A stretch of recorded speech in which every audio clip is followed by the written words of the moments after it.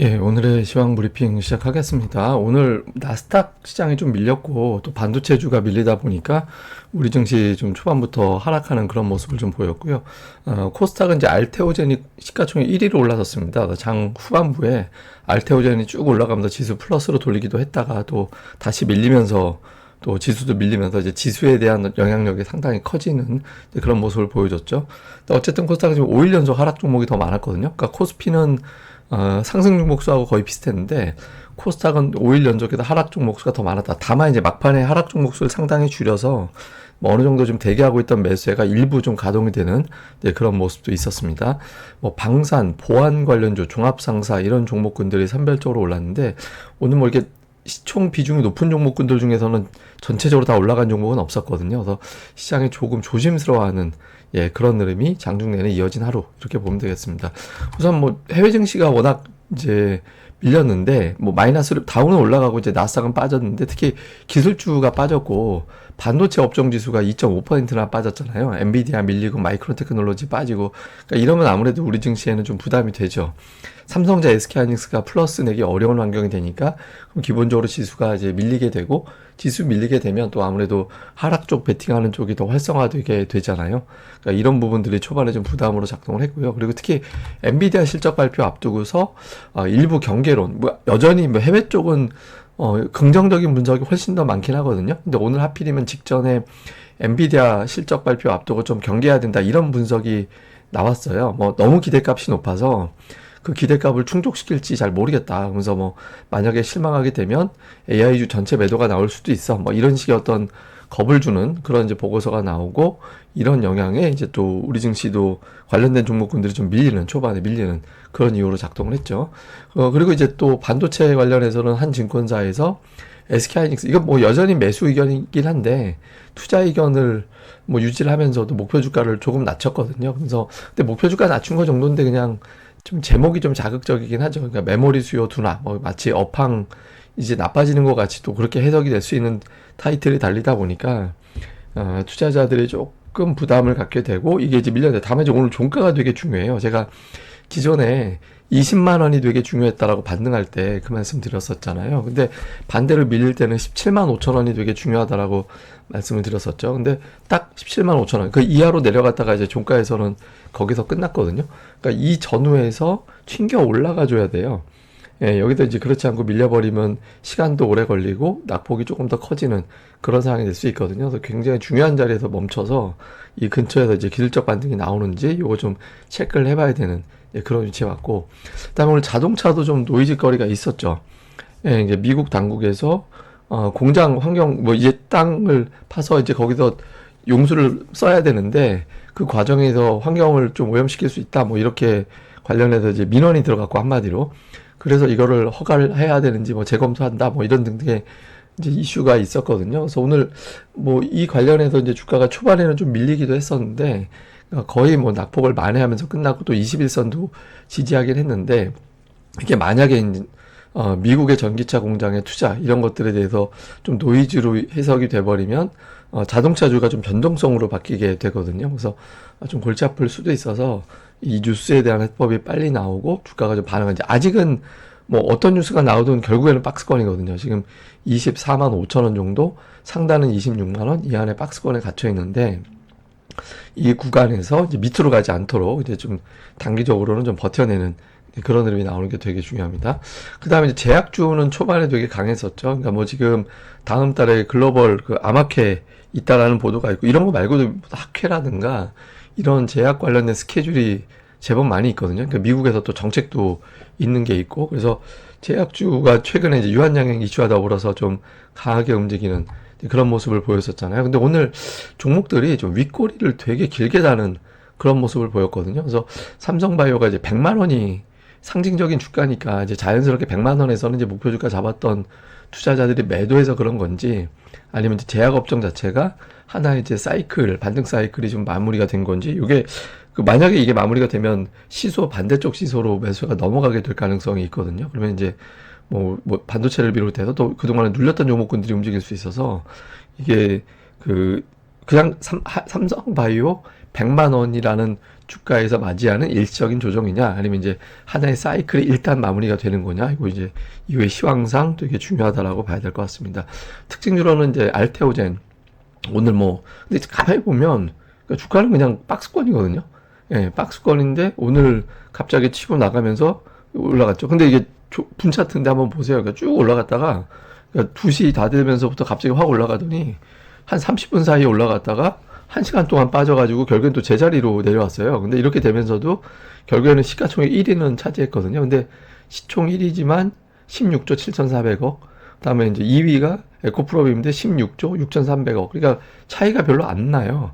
근데 이게 최근 들어서 두 종목의 특징이 시가총액이 붙으면 다시 벌어지면서 에코프로비엠이 다시 앞서가는 그런 현상이 나타났었는데, 그러니까 종가로 이 상태로 마감한 건 처음이었거든요. 근데 알테오젠이 시가총액 1위가 됐다라는 거는 뭐 좋게 보면, 그러니까 2차 전지에 대한 어떤 노이즈 뭐 이런 것들이 워낙 많이 있었으니까, 그러니까 2차 전지 뉴스에만 집중하다가 이제 제약바이오 같은 경우 올해 좀 뉴스들이 있으니까 긍정적인 뉴스가 시가총액 1위를 움직인다 뭐 이런 식으로 좀 상징적인 의미가 있긴 합니다. 근데 이제 그런 것도 있지만 좀 부정적으로 보면 우리나라 시가총액 탑 10 중에서 9개가 2차 전지 아니면 제약바이오거든요. 그러니까 실적의 숫자로 확실하게 나오는 기업들이 그렇게 많지가 않아요. 물론 이제 코스닥에서 뭐 실적만 가지고 평가하는 거는 조금 이제 모자른 측면이 있긴 하지만, 어쨌든 에코프로빔이나 에코프로가 빠지는 과정에서 봤겠지만 장기적으로 시가총액 상위 종목이 빠져내려가면서 지수에 미치는 영향을 좀 많이 받잖아요. 그래서 지금 이게 너무 막 그 제약바이오 위주로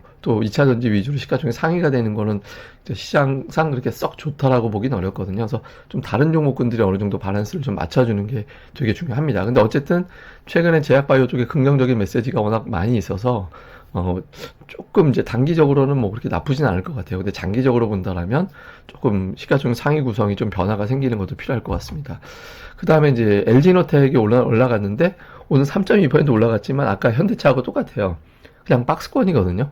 그러니까 종목들이 대체로 최근에 이런 흐름이 나옵니다. 그러니까 삼성전자, SK하이닉스 흘러내리고 그 외 종목군들은 박스권이고 뭐 이런 형태가 나타나고 있거든요. 그래서 지금 호재가 나오든 뭐가 나오든 갇혀 있다. 근데 역으로 생각하면 여기서 벗어날 시간이 됐다라는 얘기거든요. 그래서 주 후반 되면 이제 종목들별로 이 박스가 위든 아래든 흔들면서 바뀔 가능성이 있습니다. 근데 그런 의미에서 오늘 그동안에 상승을 해왔던, 이게 무려 6일 연속해서 양봉 나오면서 올라갔던 금융주가 오늘 음봉 맞았거든요. 그러니까 밸류업 관련된 뉴스가 있었음에도 불구하고 음봉이 나왔잖아요. 그래서 아까 이제 제가 바이오 제약주들 윗거리하고 맞물려서 보면 이게 이제 하나의 어떤 그 시소 게임의 반대쪽 시소가 튕겨서 올라가는 타이밍이 됐다라는 의미가 되는 건지, 이제 내일장 또 되게 중요할 것 같습니다. 또 마침 또 하이닉스가 17만 5천 원에 와 있고 하니까 이제 시소 게임에서 시소가 또 재편이 되는 그런 이제 구간이 되는 건지 좀 내일장 이후에 좀 중요한 변수가 될 것 같습니다. 수급에서 외국인들이 뭐 월요일에 이어서 화요일도 보통 월요일에 많이 팔았다가도 화요일엔 좀 줄이는 경우가 많이 있었는데 오늘은 되게 많이 팔았고요. 코스닥은 이제 관망하는 정도인데, 근데 이게 지수가 8월 16일 이후에 박스권이거든요.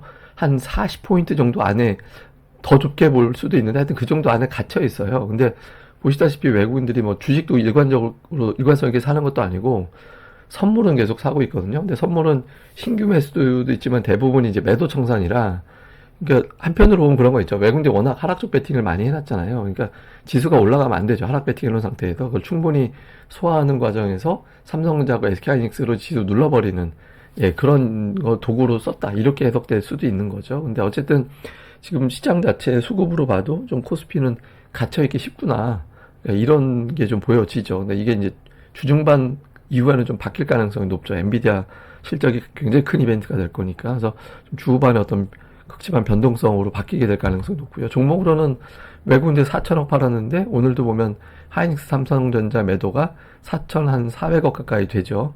근데 3위 종목이 240억이니까 뭐 두 종목이 이제 매도가 워낙에 집중된 거고, 매수는 또 삼성바이오 하나가 500억이고 그 외에는 매수 규모가 그렇게 탄탄하진 않거든요. 그리고 종목들도 되게 분산돼 있어요. 업종이. 그래서 뭐 특별하게 업종별 매수 특징은 없다.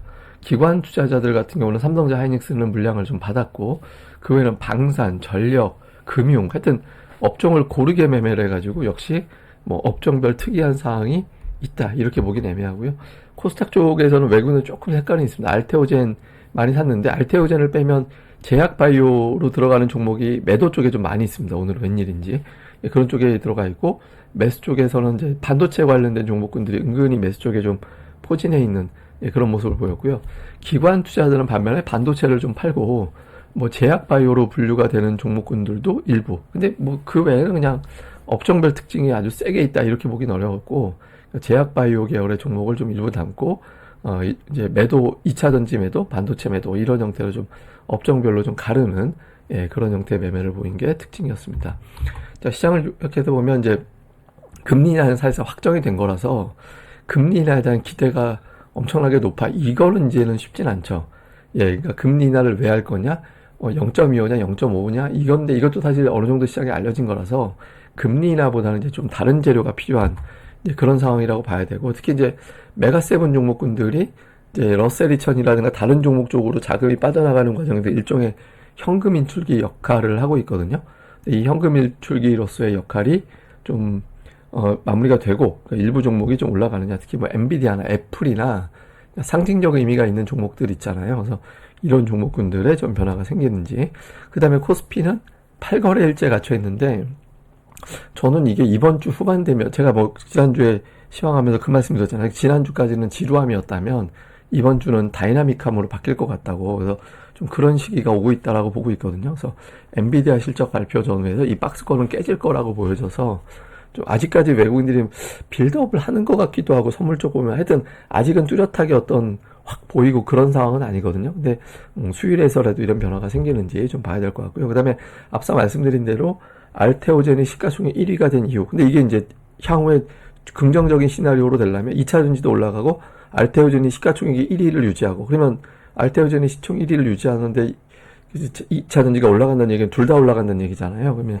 지수를 끌어올리는 동력이 될 수 있죠. 이게 이제 긍정적인 시나리오고 나쁜 쪽 시나리오는 이거 고점이야 여기까지야 라고 해버리면서 이제 눌러버리면 지수 영향력이 커진 상태라서 지수 달고 내려가는 경우가 생길 수 있거든요. 그러니까 제일 좋은 건 완만한 거예요. 예, 완만하게 되면서 다른 종목 쪽으로 또 쉬면서 올라가지고 그 다음에 또 올라가고 뭐 이런 식으로 이제 해주는 게 제일 중요하거든요. 그래서 완만하게 좀 올라가주는 그 정도의 흐름이 나와주는 게 지금은 필요하다 이렇게 보면 될 것 같습니다. 자, 그리고 오늘 준비한 건 아이고 제가 자막은 잘못 올렸는데 이거는 이제 무슨 차트냐면 그 주요국 올해 증시 상승률이에요. 예, 올해 증시 상승률을 제가 그려본 거거든요. 제가 이거 바꾸겠습니다. 연간 상승률. 예, 연간 상승률인데 달러 기준입니다. 그러니까 달러로 환산했을 때 연간인데 이게 아르헨티나가 제일 많이 올라갔고 우리나라는 되게 하위권이에요. 예, 되게 하위권인데 여기에 이제 하나 더 빠진 게 있잖아요. 코스닥을 넣어봤거든요. 코스닥을 달러 기준으로 보면 어느 정도냐면 마이너스 14.4%. 그러니까 멕시코가 마이너스 17.6이고 브라질이 마이너스 10%니까 끝에서 2등입니다. 코스닥이.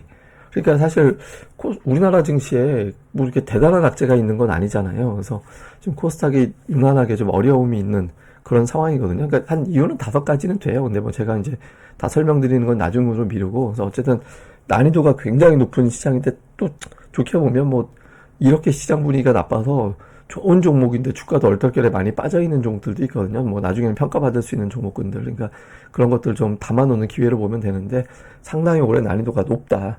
여러 가지 요인에 의해서 코스닥 투자하기 되게 어려움이 이어졌다. 근데 이제 한편으로는 뭐 이용해보자. 어쨌든 뭐 이렇게도 또 이제 설명드려야 될 것 같습니다. 그 코스닥 하락한 이유는 뭐 여러분도 생각하시는 뭐 금투세라는 변수도 있을 거고 여러 가지 이유가 있을 겁니다. 근데 이제 제가 그건 한 5가지 정도 되더라고요. 그래서 나중에 시간을 내고서 한번 또 설명드리는 시간을 갖도록 하겠습니다. 예, 그럼 저는 또 다음에 뵙겠습니다. 이 방송 구독하기와 좋아요 꼭 부탁드립니다. 감사합니다.